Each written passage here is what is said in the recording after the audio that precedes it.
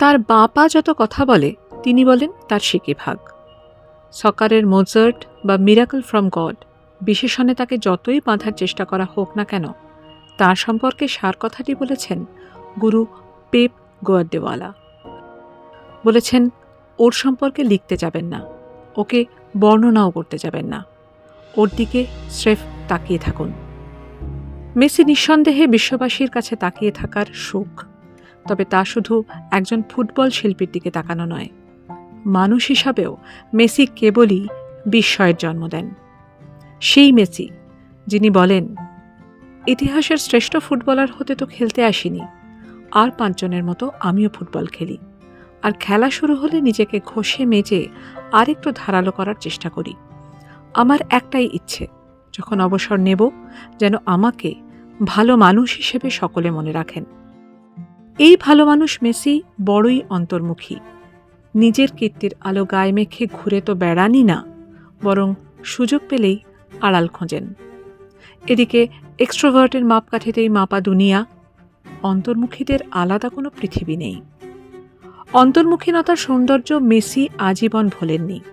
Newton, Einstein, Gandhi, রোজা parks, JK রাউলিংদের মতোই অন্তর্মুখীদের দলে থেকে তিনিও বদলে দিয়েছেন পৃথিবীকে দেখার চোখ, ভাবনার খোল নলচে। খেলার ভিতর যে আগ্রাসন, যুদ্ধংদেহী প্রবৃত্তি, যে অ্যাড্রিনালিন রাশ, তা স্বীকার করেও লিওনেল মেসি তাই মুখচোরা এক প্রান্তিক পৃথিবীর সার্থক বিজ্ঞাপন। যে পূর্বসূরির সঙ্গে তার অহরহ তুলনা, সেই মারাদোনা আর মেসি যেন 2 পৃথিবী। প্রথমজন কিংবদন্তি, দারুণ প্রতিভাবান, তুমুল সৃষ্টি ছাড়া। অন্যদিকে সাফল্যের উল্লাসধ্বনি মেসির নির্জনতা কেড়ে নিতে পারেনি। সাফল্য এখন তার মাসল মেমোরিতে। সেই লম্বা চুলের যে বাচ্চা ছেলেটা বলকে নিজের কথা শোনাতে বাধ্য করত, আর বলের সঙ্গেই যার যাবতীয় সংলাপ, সেই ছেলেটি আজীবন বেঁচে রইল দ্বিখণ্ডিত সত্তায়। গ্রোথ হরমোনের সমস্যা শরীরে, বার্সেলোনা দায়িত্ব নিয়েছিল সারিয়ে তোলার। সেই থেকে বার্সা আর মেসি প্রায় প্রতিশব্দ। মেসি কতখানি বার্সার আর কতখানি আর্জেন্টিনার, এই তর্ক যেন ফুরোয় না। তবে তা তো নিছক ফুটবলীয়। আসলে দেশের গণ্ডিতে বাঁধা মানচিত্রে মেসি তো থেকে যান একজন অভিবাসীর জীবন নিয়েই। সেই মেসির কথা ছোট গল্পে লিখেছিলেন আর্জেন্টিনার লেখক হেরনান কেসেয়ারি। লিওনেলের সুটকেস।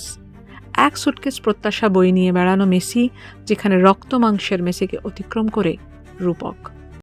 আর্জেন্টিনাকে ফেলে যার নোঙর স্পেনে, অথচ ঘরে ফেরার টানে প্রতিবার যিনি হাতে তুলে নেন তাঁর সুটকেস। সে গল্পের ভাষ্য শুনে লেখকের উদ্দেশ্যে মেসি জানিয়েছিলেন, আন্তোনিওলা আর আমি গল্প শুনতে শুনতে শুধুই কেঁদেছি। লেখককে বলবেন, যা লিখেছেন সব সত্যি, আমাদের দুজনকেই কাঁদিয়ে ছেড়েছে। শিকড় হারানোর যন্ত্রণা জানেন বলেই বোধহয় মেসি নিজেই হয়ে উঠেছেন আস্ত এক দেশ, যেখানে কাঁটাতার নেই, নেই অভিবাসী যাপনের অগৌরব, আছে মস্ত এক গেরস্থালি। এমনকি ব্রাজিল বা রিয়াল মাদ্রিদের সমর্থকেরাও সে পরিবারের বাইরে নয়। এক্সট্রোভার্টেড বিনোদন আর ইন্ট্রোভার্টেড যাপন যেখানে অসম্ভব নয়। বৈপরীত্যের অপূর্ব সমাবেশ সম্ভব মেসিকে ঘিরেই, কেননা মেসি তো তিনি, যাকে ব্যাখ্যা করা যায়, যাকে নিয়ে লেখা যায় না, যার দিকে শুধু তাকিয়ে থাকা যায়।